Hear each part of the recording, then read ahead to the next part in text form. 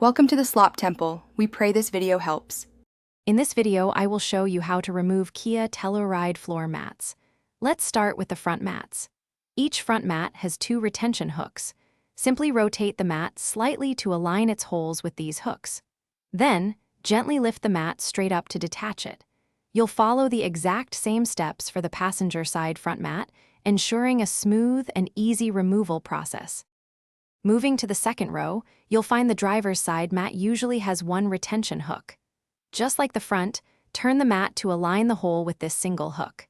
Then, gently pull the mat upwards to release it from its secure position.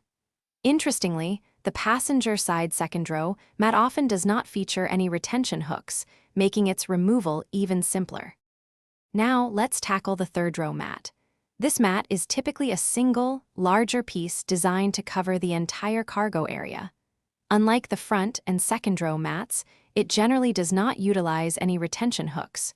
You can simply lift the mat directly from the cargo space. For easier removal from your vehicle, you might find it helpful to fold or roll the mat. When reinstalling your mats, always ensure the holes align perfectly with the retention hooks for safety.